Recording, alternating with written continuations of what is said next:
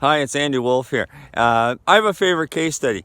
The case studies I like are the ones that a jury member has to deal with in a situation and come to a quick conclusion. Doesn't have many things to go by except their knowledge of the sport and their ability to talk with other people about what might have happened. I don't really care for the EET kinds of case studies because you've got lots of people and normally you have lots of time. But if you're faced with a jury decision, something that happens on the Hill, you're going to have to take quick action. And in this case, there's a decision to be taken after the first run, and you've got 5 minutes to go through all of this. So just imagine when we go through this case study, it starts out pretty easy, you think, at the first, but there's an awful lot of things to consider. So in this case study, it's a case study of obstruction. It's an athlete coming down, is obstructed and requests a rerun. And all you have to do in this case study is listen to the story and keep up. And every time I make a statement, you have to find the source of that, my justification for making that statement in the ICR. So make in no uncertain terms, in my estimation, my conclusion, my reading of all the rules and interpretation, I'll back up every single one of my reasoning with the section in the ICR. This athlete was obstructed. Anybody that comes to the conclusion this athlete wasn't obstructed is not allowing the athlete to enjoy the rights that they are supposed to enjoy. So when I talk to athletes about the ICR and why they need to know it, and I explain that, hey, this is really nice. It's a book of rules. Some people think it's a book of punishment, but for me, it's a book of rights, duties, and obligations, and the parameters in which those are all applied. So for an athlete, I say, if you know your rights, then you're going to be a successful athlete. These rules apply to you because they protect your interests all the way through. And you have a coach, and a coach has certain rights, duties, and obligations that are set out in here, and they have the right to represent you and ensure that your rights are protected. So watch the video, and then we'll start from there. Gary.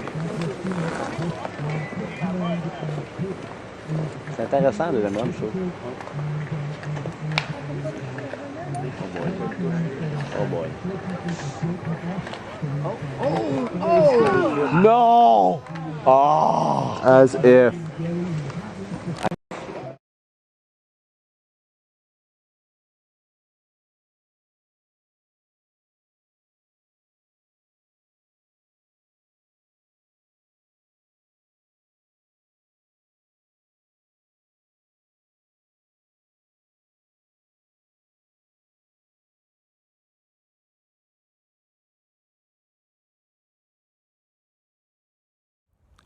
So this is at Bromont. You can see the weather's not very good. Bromont's a tough hill. It's very steep, so to make the minimum number of gate and direction changes, it's tough. It has to be particularly close attention. It's very steep at the bottom and very not that many athletes. I don't know why you'd go and race that for the first time.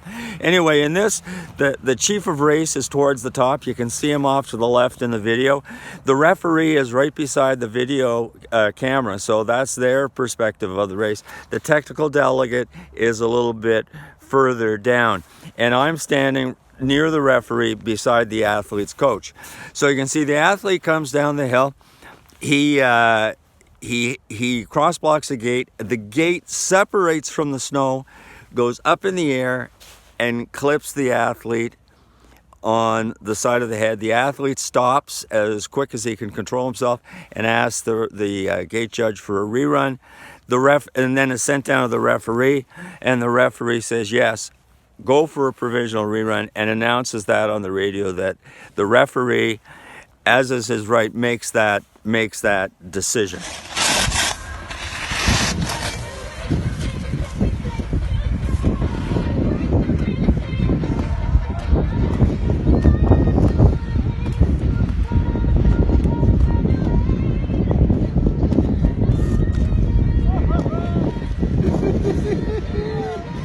So the athlete enjoys certain rights. When an athlete goes in the start gate, he has a right to expect that the course is generally as he inspected it during racer inspection. And he knows all those gates are firmly attached because one of the duties of the chief of course is to ensure that all of the gates are firmly affixed to the snow.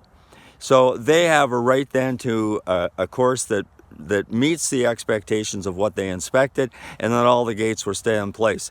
Then the athlete also know that if they are obstructed, they have a right to stop and request the nearest official for a rerun.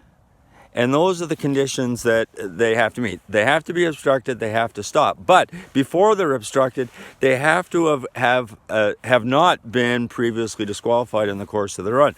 That means they didn't commit a start at the fault by starting before or after the 5 seconds around the start beep, and that they also did not that all the gates that they passed were correct passage, and that they skied and raced in a sportsmanlike manner that did not endanger the safety of others or provide a competitive advantage. Hey, he didn't stop and slow down, hike a bit, and then came and then took an opportunity to request a rerun. No, skied a clean run, living on the edge though, and then he was obstructed. So the case study starts in a bakery. So you go into the bakery, and you know that if you buy 3 buns for 25 cents each and pay for $1, you're going to get 20 cents and change, because that's what you've heard. That from all the different people that you've ever talked to, that's the way it works when you go to the bakery. 3 buns for 25 cents each, pay 75 cents, and you're going to pay for $1 and you get 20 cents and change. But luckily you've got a level 3 beside you and say, hey, you just don't listen to what people have said about what happens. You have to go back and look at everything from start to finish. So first of all, you took 1, 2, 3. You added up, yes, you had 3 buns. You multiplied 3 times 25 cents equals 75 cents, and then subtracted by $1. And lo and behold, you end up with 25 cents and change, not the 20 cents that you had in change. So how does this apply to the case study? You're standing there an observer, and you look and you watch what's going on, and you turn to your friend who's a level 3 and say, well, that kid's not getting a rerun. First of all, he was living on the edge. He probably wouldn't have made that gate anyway. And second of all, that gate, he knocked it out himself. He caused his own problem. And third, he didn't stop at the gate judge right there where he got hit. He continued on and talked to the next gate judge. So from all the time that I've spent standing around the side of the hill, I know he's not going to get a rerun. And that's when your friend, the level 3 official, starts to explain what's going on. First of all, your level 3 friend puts the first thing he said, hey, the athlete was living on the edge. He probably wouldn't have made the gate anyway. We don't really care about that. This is just like calf roping. It doesn't matter. Style points don't count. That it's all the time. We're only about the time. So we don't really judge how an athlete looks. We just know that if he gets to the bottom, has a good time, and skied everything correctly, he's going to have a time and he might win. Second of all, we don't care who caused the problem. Doesn't say anywhere that an athlete, that there's an intent, or how could have been the athlete in front that put an obstruction, put the gate there. Doesn't matter. In this case, the gate actually just fell out of the sky, and the athlete has no. All he knows is he got hit in the head with a gate that came out of somewhere. He doesn't know, and he stopped quickly. He stopped as quick as he could. Can't stop right by the gate judge. He continues and stops to the next one. Once he figures out that, oh, well, maybe I should stop here because I just got whacked in the side of the head. So they stop. So now you've explained to your friend that no, that, hey, this is like the bakery. You got to look at everything in piece parts before you make a decision. So at that point, your friend says, oh, I guess he does deserve a rerun. And then you can continue on after that. And so up you go. The athlete's got his provisional rerun. Then everything starts to happen. Okay, so just before the end of the first run, the referee asked me if I'll go and maybe mention something to the technical delegate and then meet him at the start to accompany him on the course set, and the course setters asked me to do that too, because I carry in my notebook, I have all the parameters around course setting at Bromont, and I have the history of the last 4 years of who the course setters were and how many gates they set and how many turns, and the course setters find that very helpful. Plus I keep track of the gate count on my gate counter, keep everybody within the constraints of the course setting. So on my way past the technical delegate, I mentioned that hey, this is just like the case study we had at the TD update, just to remind them that subtly that it's going to, which way is going to rule. Then I cycle up the top and I meet the referee. The referee has stopped. He's confirmed with the chief of gates that all the other athletes were clean, and the only thing the jury has to discuss is the is the validity of the rerun request and the validity of the rerun, and the referee leaves them to that, and he cycles back up because he's got to go on the course set. So while we're on the course set, we hear from the technical delegate and the chief of race that they've reviewed video provided by the coach, and they've talked to the athlete, they've talked to the gate judge, and said no. First of all, he's living on everything your friend said about the bakery. And the referee's, he's frustrated. And he knows he has video of it too from where he was standing, because his assistant coach was videoing all of the athletes, including this one. Now, this is not the referee's athlete. His athlete is sitting in first place, and this athlete in question is sitting in second. So the communication from the technical delegate was, I'm going to finish off doing the referee's report and post it. I'm going to show him as a DNF. The referee starts to explain that no, it's really a DSQ, because if you ask for a rerun and invalidly, then it's a disqualification. But the TD is not really sure about this. He just shows it up as a DNF, not having the time. And I tell the referee, well, we're going to file a protest. He said, what are you going to protest?